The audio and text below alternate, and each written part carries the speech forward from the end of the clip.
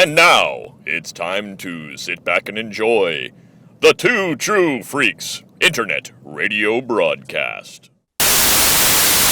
Attention, people of Earth. Do not resist us.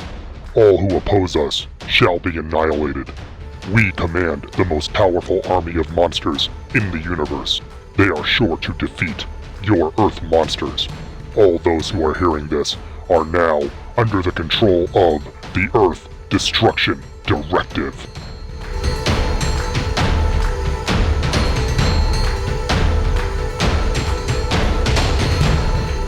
Hello everyone and welcome to Earth Destruction Directive. I am your host as always, Mr. Luke Giaconetti. Would like to thank everyone for downloading and listening to the show today. Hope everyone enjoyed our last episode where we took a look at episodes 26 and 27 of the original Ultraman. The episodes The Monster Prince, featuring the debut, of course, of the very popular monster Gamera. We are going a different direction this time. We are moving from the Showa era to the Heisei era. We are moving from Ultra to Gamera.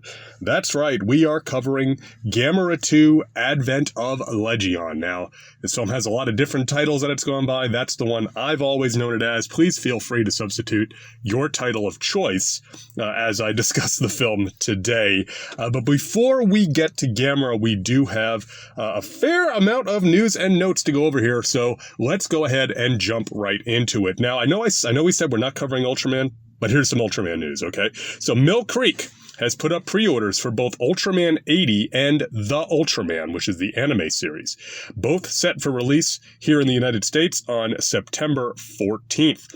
Now, this is a bit of a change. These are DVD-only releases with no Blu-ray option and no digital copies. We've seen that with the no digital copies on the last few modern Ultra releases, and that seems to be continuing.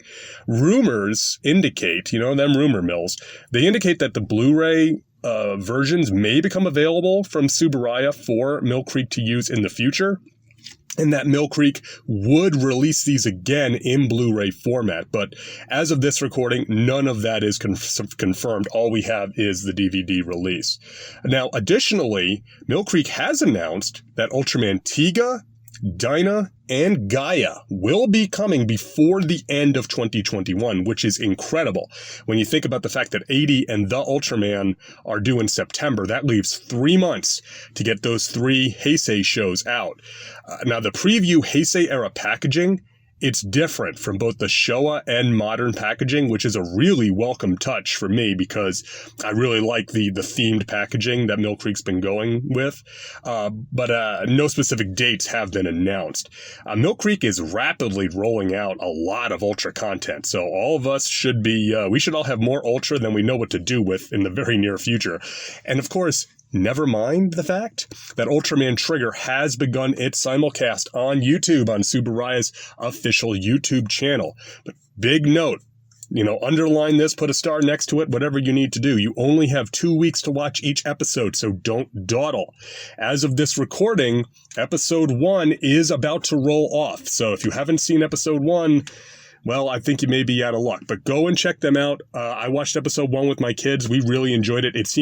Trigger seems to be a bit more mysterious than Zet.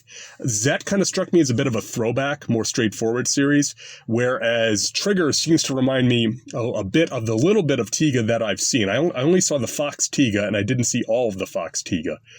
But it seems to be leaning a bit more in that direction as far as history and mystery and continuity. So should be interesting to watch. I, for one, have enjoyed that first episode, and I'm looking forward to watching the rest of Trigger.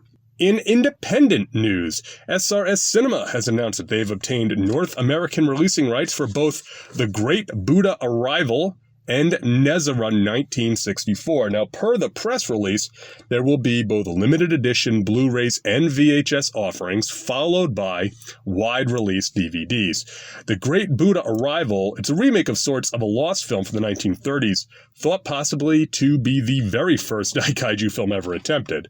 While Nezara 1964 is actually a film about the making of Daii's original attempt at a Daikaiju film, which was supposed to feature photographically enlarged rats, which ended up being abandoned in favor of making Gamera. If you've ever read that story of Nezara, essentially Dai went out and got actual rats, not movie rats, like actual sewer rats, and they were spreading disease and parasites throughout the studio, and they said, no, you can't do this. Now, I'm looking forward to both of these, and personally, I find it heartening that SRS evidently has had so much success with these monster releases that they're announcing up front that they will be going to wide-release DVD, which they have not always previously announced. On a lot of the previous releases, they've said, well, we're doing Blu-ray and VHS, and if that goes well enough, we'll do a wide DVD. I know that Howl from Beyond the Fog went to wide-release DVD. God Raiga vs. King Oga went to wide-release DVD. So I guess it's a good sign that they're saying that they think they're going to have enough interest in these two to go announce straight up that they're going to do the DVDs. I've not decided if I'm going to go Blu-ray or DVD on these. I have a lot of SRS stuff on Blu-ray, but I do like supporting them, so I'll have to make that decision.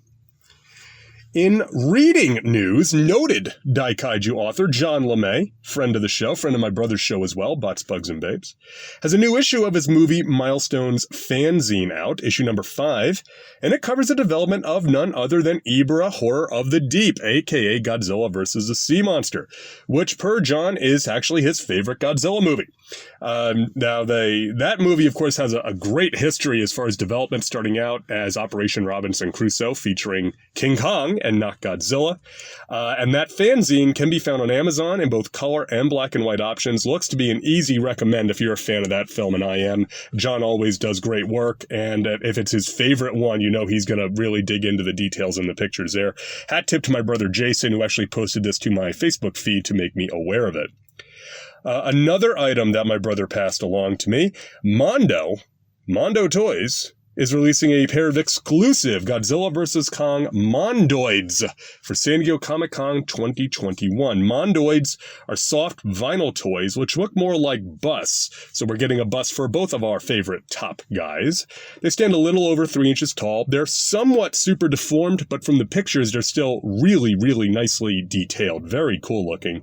These retail for $30 a piece and will be available to the general public in August, but be advised that each piece is limited to 1,500 pieces. So if you want them, get on it. I've seen these available on Entertainment Earth. I don't know that I've seen them on Big Bad Toy Store, but they are out there for pre-order. See if you're interested in them, please go hunt that down. And they're neat. The thing is, there are so many of these cool collectibles that it seems like every week there's something new that's cool. It's like, oh man, that looks so nice, So again, hat tip to my brother Jason for passing this one along.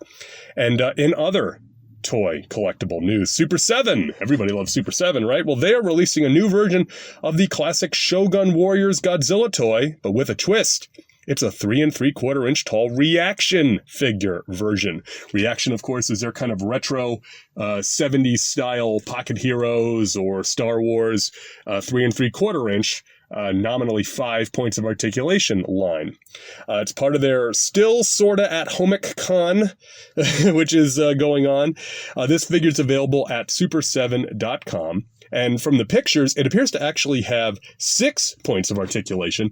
The 2 arms at the shoulder, the head at the neck, the 2 legs at the hips, and then the tail. So it's got an extra piece of articulation.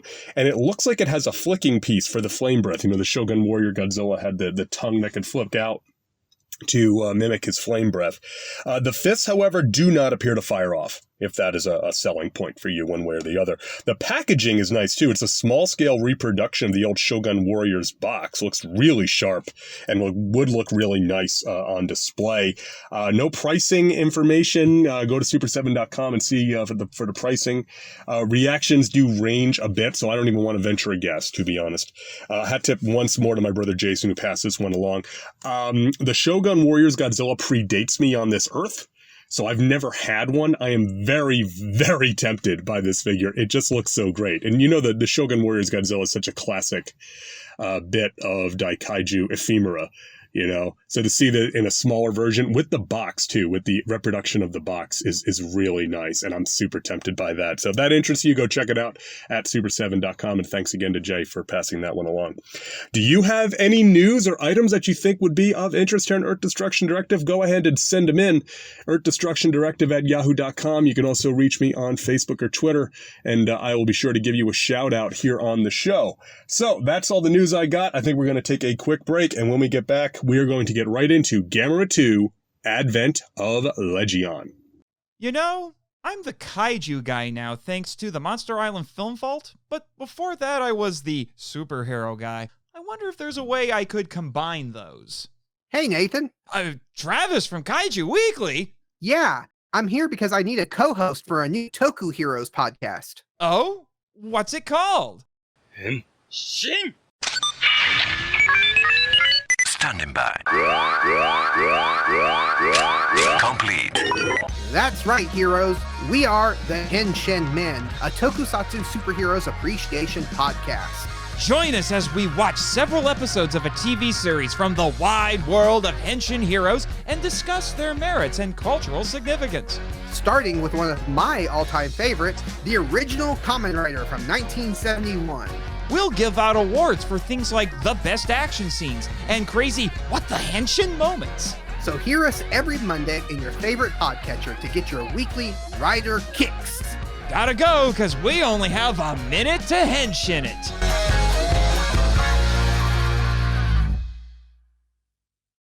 All right, we are back here on Earth Destruction Directive. Gamera 2 Region Shurai, literally translated as Legion Invasion, was released in Japan on July 13th, 1996 from Dai Motion Picture Company, distributed actually by Toho.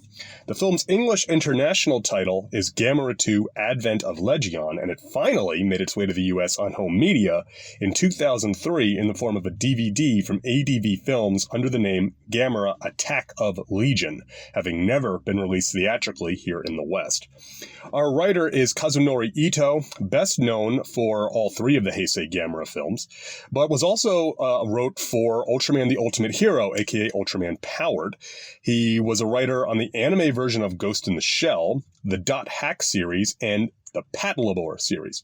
Now, Ito originally worked with director Shusuke Kaneko, and we'll talk about Kaneko in a minute, when they both were staff writers on the anime Urusei Yatsura. And I've seen a little bit of I've not actually seen any episodes of Urusei Yatsura, but I've heard of it, and I want to say that there's like a movie where there's like a whole scene where the bunch of characters are watching a Gojira in a movie theater. So I think there obviously might have been some Daikaiju love in there already.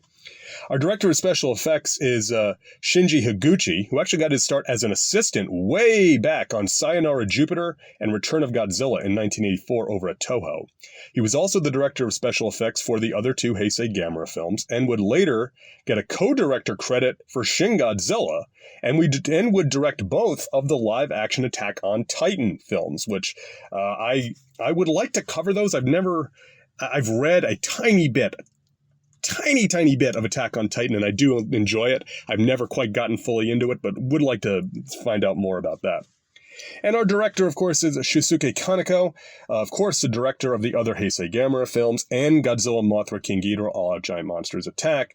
But Kaneko also has directed episodes of Ultra Q Dark Fantasy and Ultraman Max, meaning that Kaneko is the only person to accomplish the trifecta of directing a Godzilla film, a Gamera film, and at least one episode of an Ultraman series. Very well-respected and well-regarded director. Not a huge amount of output, but the stuff that he has made is generally considered to be top-notch, so always good to watch a Kaneko film. Now, our synopsis, I started with the basis of the Wikizilla synopsis, but it's essentially is my own synopsis. So here is our story, and it goes a little something like this.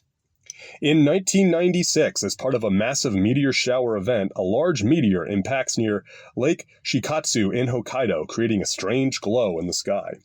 The JSDF's chemical school is deployed to investigate, led by Colonel Yusuke Watarase and First Lieutenant Hanatani. Also investigating is Midori Honami, curator from the Sapporo Science Center. Near the lake, electronics begin to malfunction, and Honami's SUV breaks down. Even stranger is that there is no sign of the meteor, only the crash site, and markings that suggest that the meteor was slowing down before impact. In the following days, strange occurrences begin happening in nearby Sapporo. Night watchmen at a brewery encounter what appears to be a human-sized insect, and all of the bottles are disintegrated, leaving only silicon powder. Similarly, Obitsu, an engineer at NTT's Hokkaido Operations Center, discovers that many fiber optic cables have mysteriously disappeared. The following week, a subway train in Sapporo was attacked by the same creature as seen in the brewery, and a mysterious, plant-like pod emerges from the building in the center of the city. Watarase's team takes control of the area, and Honami determines that the smaller creatures attacked the passengers who had silicon-based devices on their person. She theorizes that this so-called colony breaks down the silicon and feeds it to the pod, which in turn creates massive amounts of oxygen in its vicinity, making the environment toxic to humans. Honami's analysis shows that the pod is preparing to seed, using the massed oxygen as a fuel source, and that the resulting explosion would wipe out a radius miles wide. Just as the JSDF prepares to destroy the pod, Gamera appears from the coast. Gamera inhales the dense oxygen and then blasts the pod with his plasma fireball, incinerating it. Gamera's victory is short-lived, however, as thousands of smaller creatures swarm out of the subway tunnels and attack Gamera. This leads Hanatani to quote a passage from the Bible, and he asked him, "What is thy name?" And he answered, saying, "My name is Legion, for we are many." The Legion soldiers injure Gamera, but he is able to escape, flinging them off in UFO mode as he retreats. Once Gamera is gone, a giant creature erupts from underground and takes flight. The JSDF scrambled jets to attack, blasting the giant with missiles, but only a piece of wing is recovered.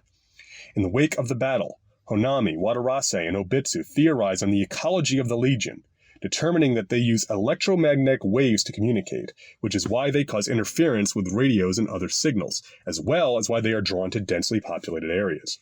They also conclude that the Legion will move to another city and create another pod, as this is how they spread themselves across the cosmos. The prediction quickly comes true with a second pod appearing in Sendai, which has a much warmer climate than Sapporo, meaning the pod is blooming at a faster rate. The city is evacuated, including Honami, as she is a civilian. While being marshaled onto a helipad, Honami sees Gamera streaking towards Sendai, but he is attacked by the massive Legion Mother, which survived the JSDF attack. Honami realizes that another one of the evacuees is Asagi Kusanagi, the teen girl who was able to communicate with Gamera during the battles with Gauss the previous year. While the helicopters are able to launch, Gamera is badly wounded by Legion Mother, who uses a powerful microwave beam to inflict grievous wounds on Gamera, trying to hold him off long enough for the pod to fire off its seed. With Gamera collapsed, Mother Legion retreats, but the wounded Gamera forces himself to limp towards the pod. Gamera is able to knock the pod over, but is unable to destroy it before it explodes, reducing the city of Sendai to a smoking crater and seemingly killing Gamera in the process. The JSDF prepares for an invasion of Tokyo by the Legion. Asagi refuses to believe that Gamera is dead and travels with Honami to the ruins of Sendai. Where Gamera sits lifeless, dozens of children and other young people have gathered by his body, keeping vigil and desperately hoping for his return.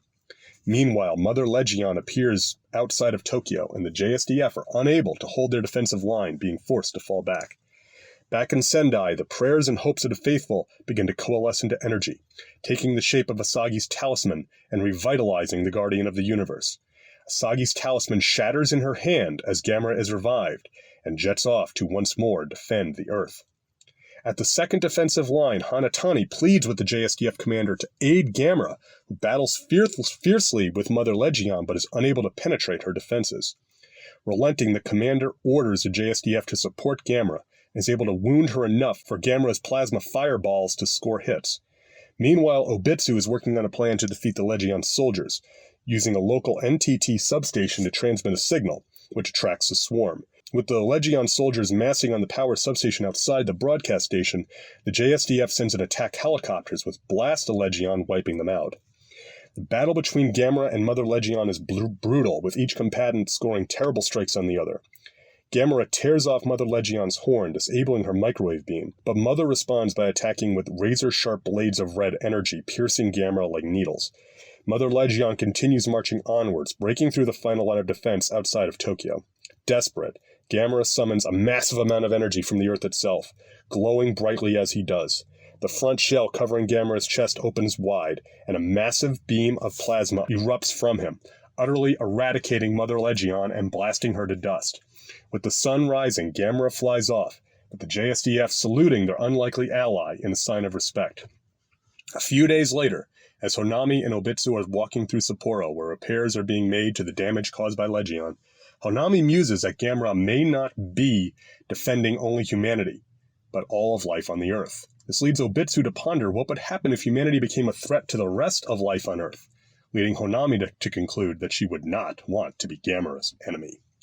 Okay, there you have it, Gamera 2 Advent of Legion. This movie is a tour de force. I'm not going to bury the lead on it. So I really, really enjoyed this movie, have since the first time I saw it. So let's go ahead and get right into the notes. And the main takeaway I have for Gamera 2 is that this film is a throwback, but it's executed with modern sensibilities, modern for 1996. While the previous film, Guardian of the Universe, and the follow-up to this one, Revenge of Eris, are involved with their own mythology and world building, Advent of Legion sounds like a Showa film. Gamera must battle space aliens who will destroy the Earth.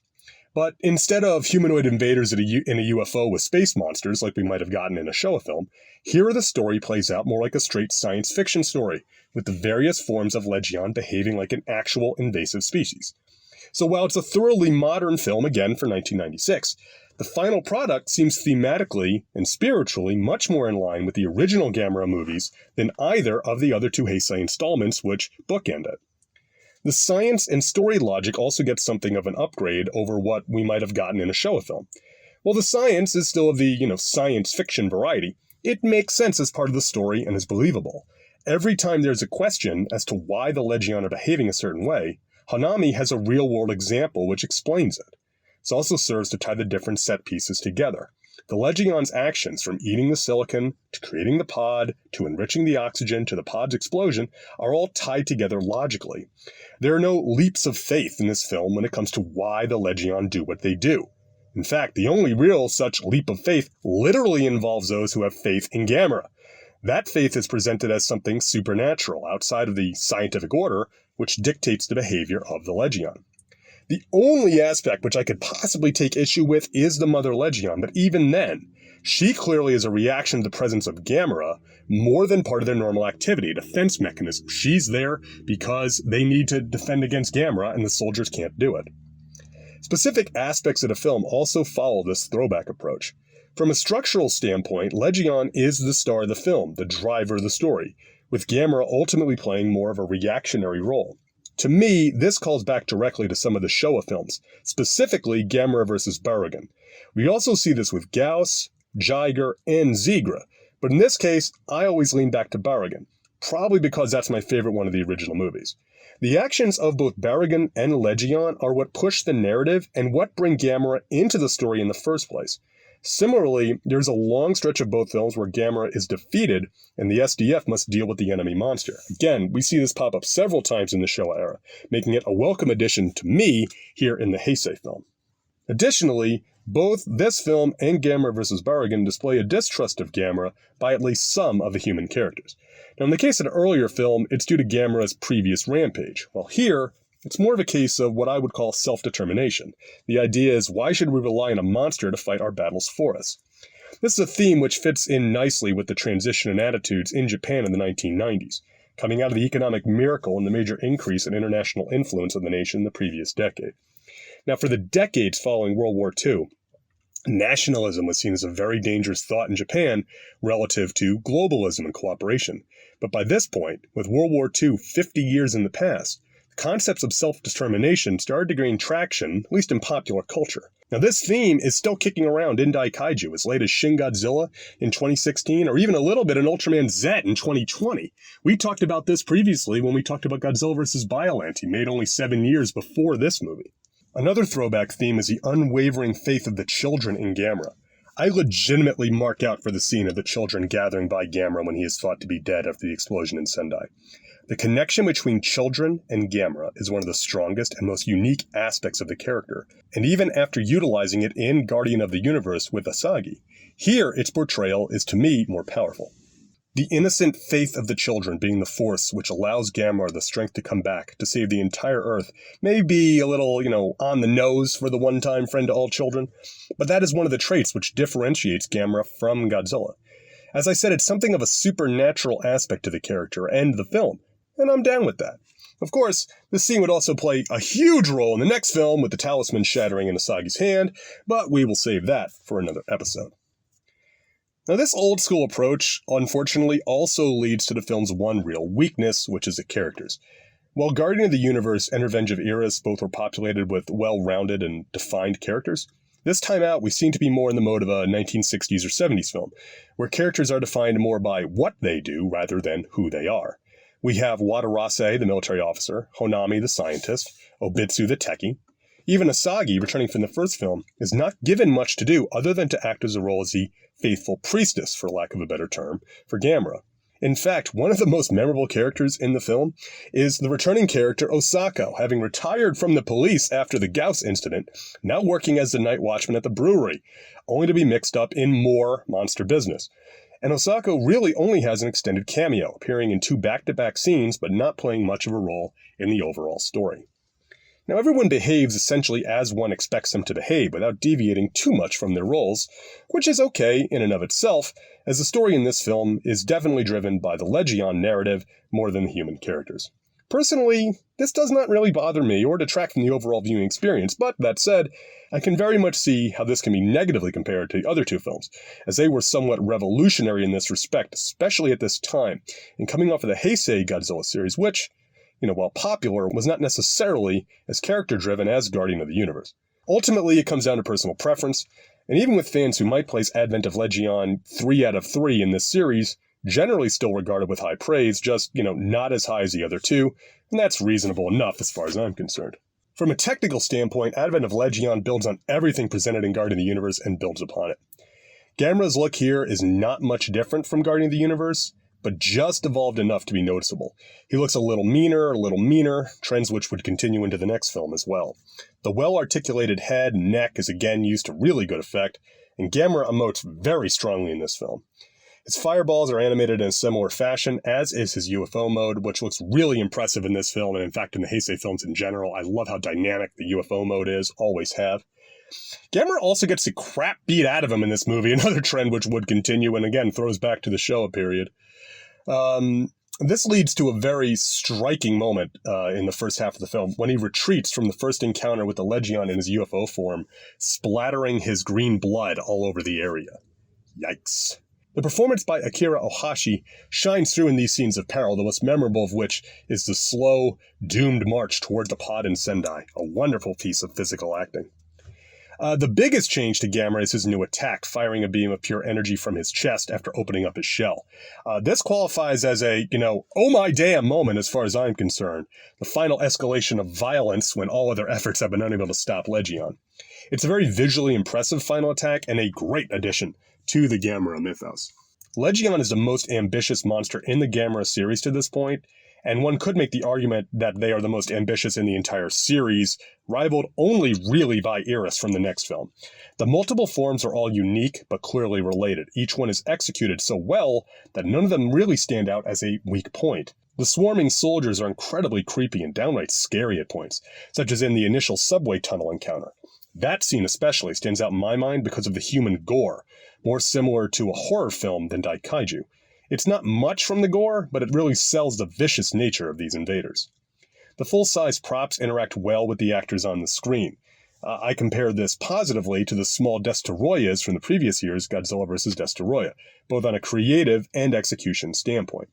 The Legion soldiers just look more convincing and more frightening to me than the small Destoroyas. Now, it is amusing that certain beats with the soldiers seem lifted from the Toho film, including the violent battle with the SDF and the swarming over the hero monster, but I will chalk that up to concurrent evolution and leave it at that. Of course, one can then look to the flying Meganura swarm from Godzilla x Megaguirus and see the precursor here, if one is so inclined. The pod, or flower form, it's oddly beautiful and striking in its own way. The imagery of the pod perched atop a department store embodies the concept that we've talked about many times here of an Asian fantasy film wishing to display strong visual images. But in this case, it's also a realistic effect. The mixing of the alien and the terrestrial looks very effective. The alien and the familiar being smashed together creates a few memorable shots for a monster which, by its nature, can't move.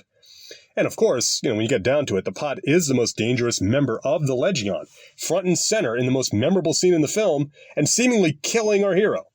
Now, neither of the other forms, as much damage as they do, come as close as the pod does to putting Gamera down for good, and that's nothing to sneeze at. The Legion mother, at first glance, looks like it must be entirely some sort of marionette based on the way the legs work.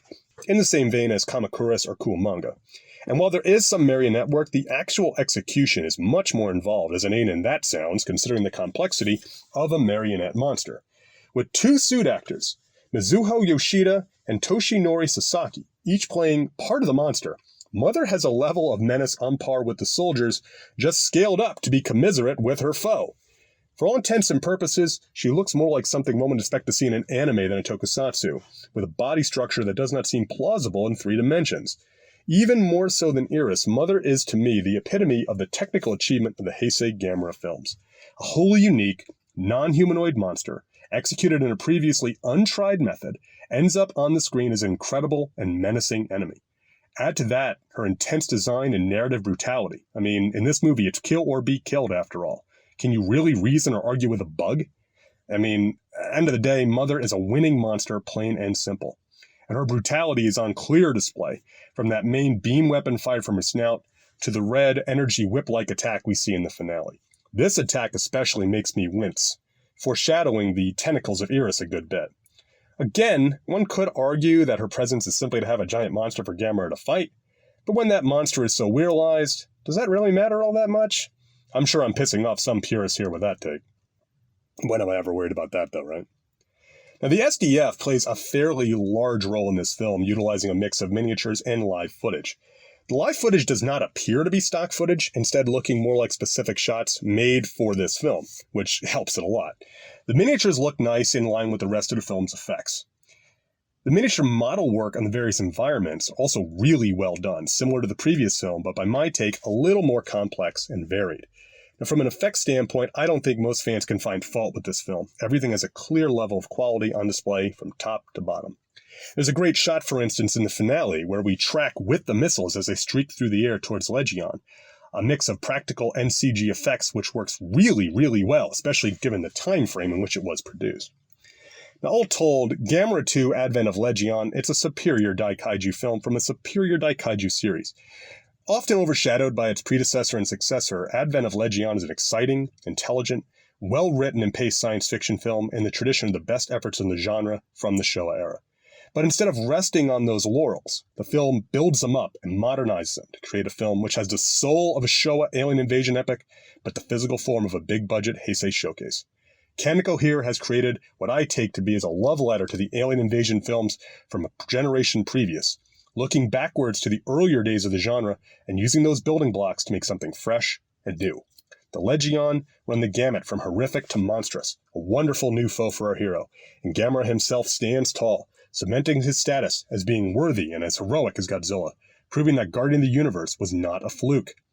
While not quite as deep from a human story standpoint as its 2 series mates, Advent of Legion stands tall as an example of the Daikaiju genre executed with intelligence, class, and quality, telling a legitimate sci-fi story right alongside its monster mythology, pulling both of them off successfully.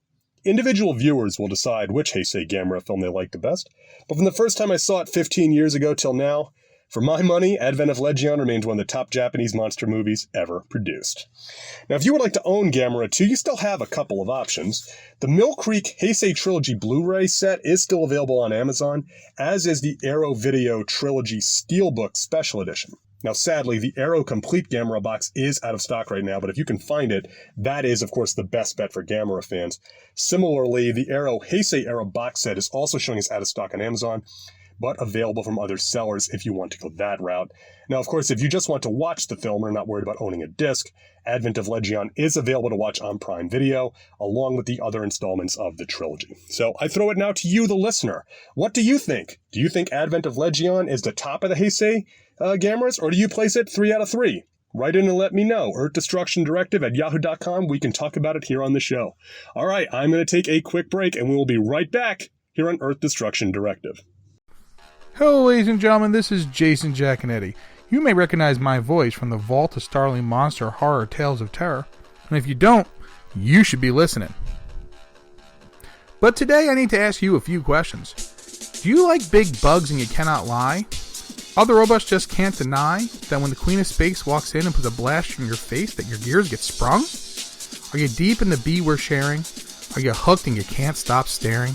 If you answered yes to any of these questions, then have I got a podcast for you. Bots, Bugs, and Babes, the B-Movie Podcast. From classics to cults and all the yummy cheese in between. Look for my new show, Bots, Bugs, and Babes, on the Two True Freaks Network and on iTunes. That's Bots, Bugs, and Babes, the B-Movie Podcast. Double J on the Triple B is your hookup. Holler if you hear me.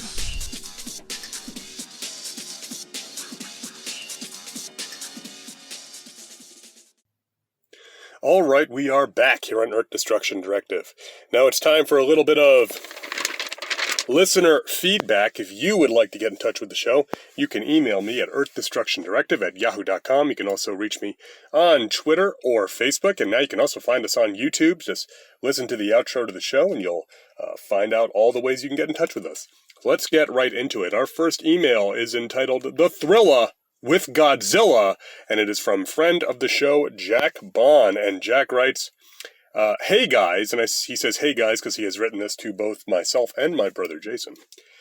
Hey guys, first, thanks for loading up your van with optimism and hope, in Crosby, and taking the road to Godzilla vs. Kong.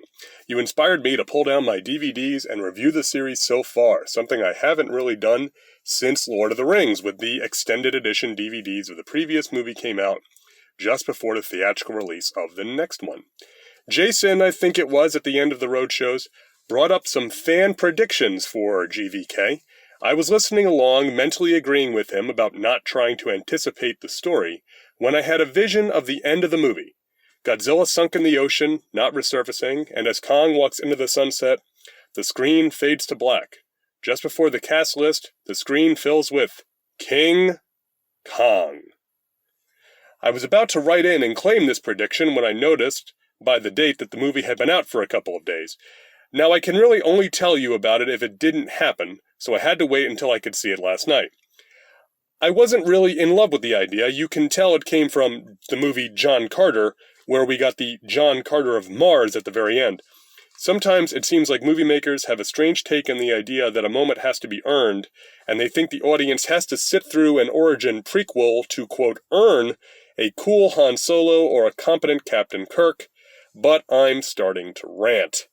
I like that. I mean, that would have been fine. I do agree with you, though. It is, the John Carter of Mars thing was such a ridiculous thing that they had to drop Mars because there was another movie with Mars in the title that did terrible business.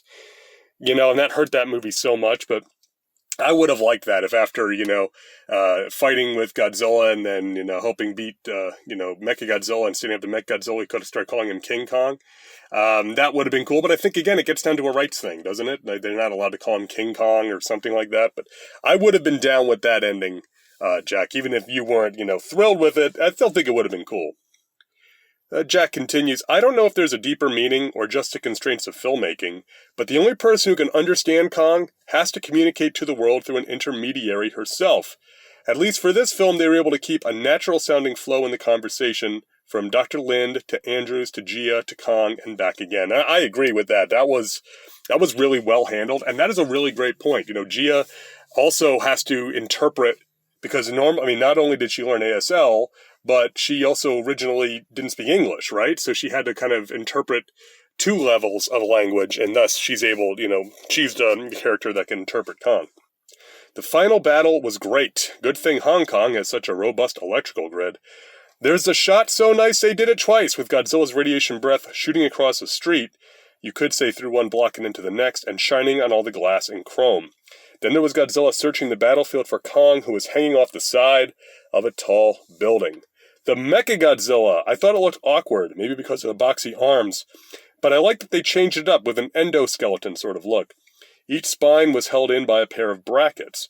Why they had to individually ratchet forward a notch before it fired, I don't know, but I liked it.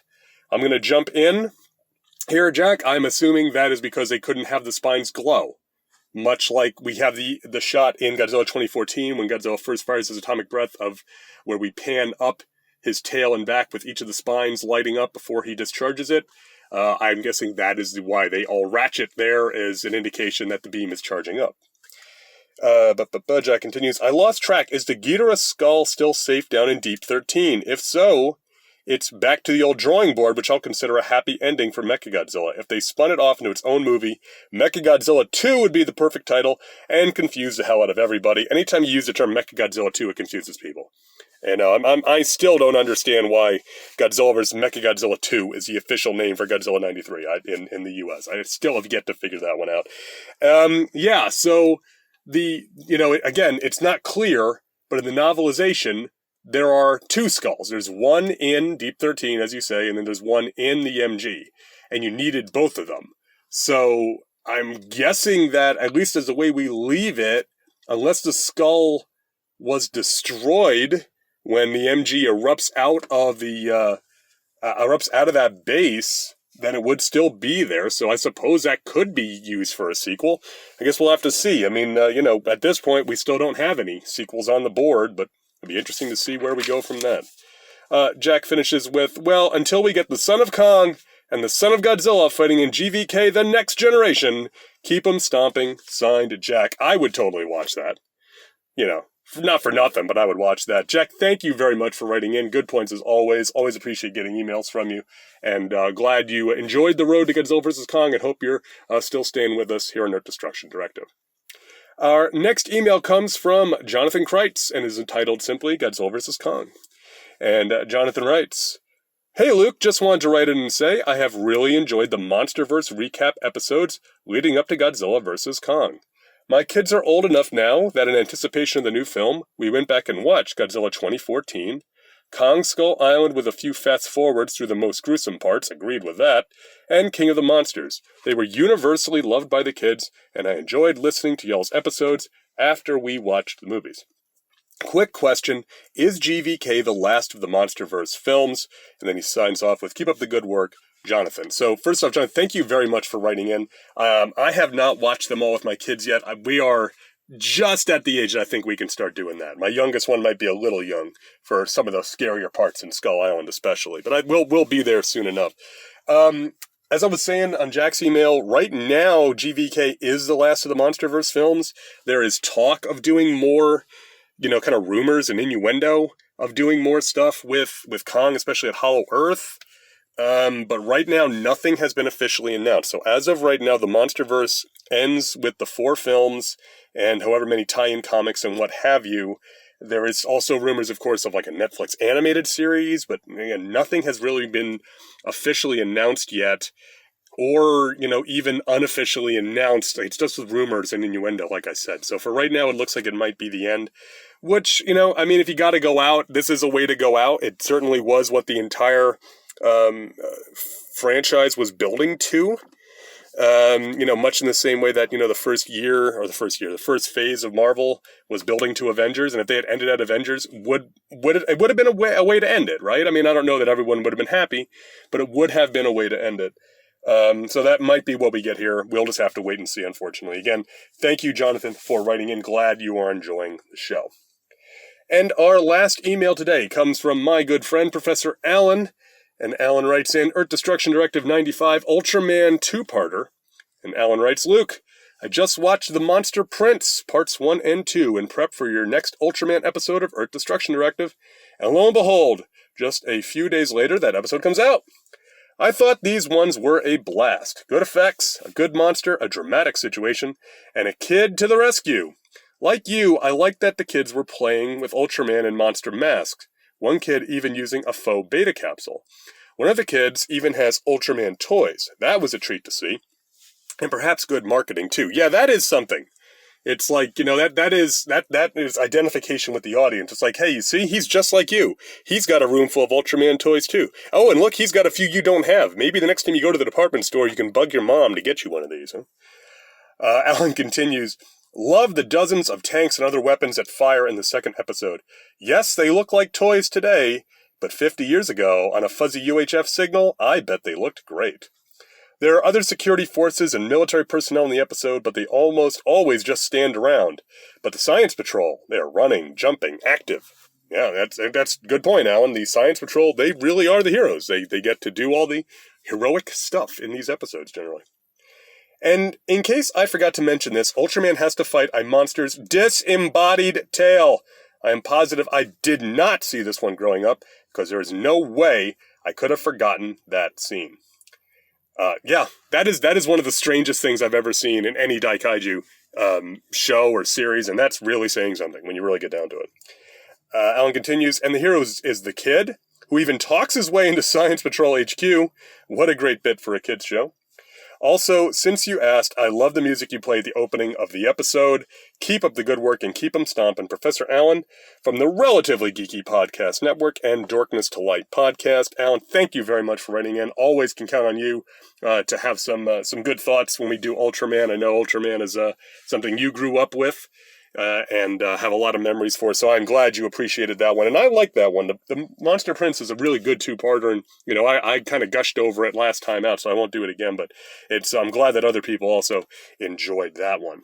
So social media likes, retweets, shares, thumbs up, all that good stuff for the last episode came from my brother Jason Giaconetti, John Vanover, Derek William Crabb, Derek WC, Kyle Gilstrap, Chuck Rodriguez, Movies, Darren and Ruth Sutherland, Gene Hendricks, Gene the Podcasting Machine, Tim Elliott, Brian Sever, Robert Ward, Trekker Talk Podcast, the Warlord Worlds Podcast, Two True Freaks, History of Comics on Film, Robert Ludwig, the most sane man among us, the Weird Warriors Podcast, Max Reads Comics, the aforementioned Professor Allen and the Relatively Geeky Podcast Network, Anthony Perconti, and Doc Strange, a.k.a. Billy D. Thank you very much for all that social media love. It really helps get word of the show out there, and all of it is definitely appreciated.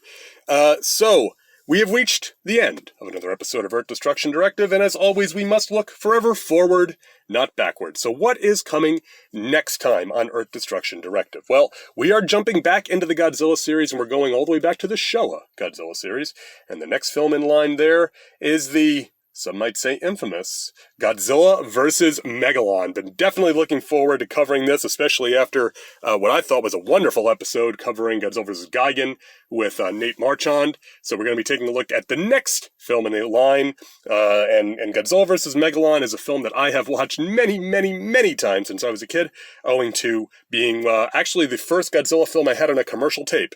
As we all know, Godzilla vs. Megalon was thought to be in the public domain for a long time. A lot of cheap VHS releases, so I had one of those as a kid, and watched this movie quite a bit, and I'm definitely looking forward to covering that. Hope everyone will come back and join us on that episode next time. Also like to take a moment to thank everyone, as always, for downloading and listening. The lifeblood of any podcast is the listeners, and you are all definitely appreciated. Also like to let everyone know that, of course, Earth Destruction Directive is for everyone. If you are interested in Japanese giant monsters, part of that scene, part of that culture in any way, you are welcome to be a part of this show, and all are welcome here, as always, at Earth Destruction Directive.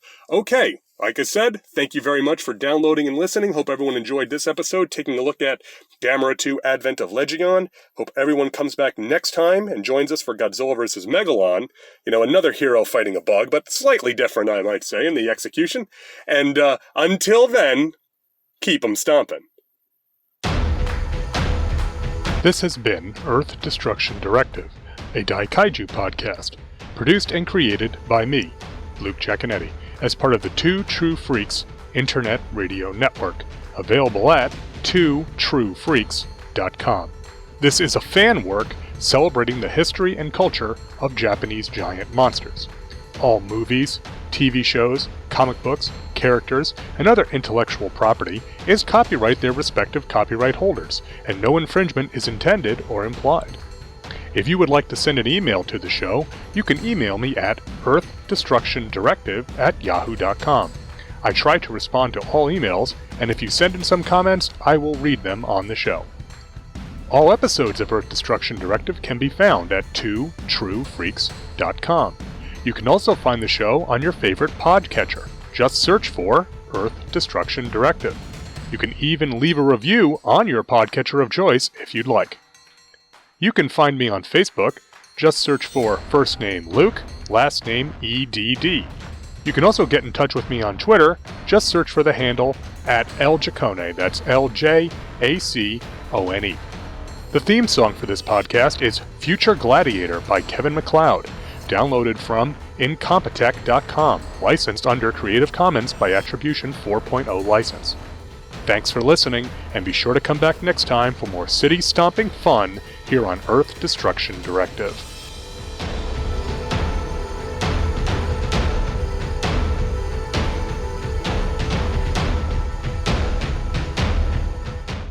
Tune in next time to hear the crusty old podcaster from Oklahoma say, There's a WTF moment if I ever saw one.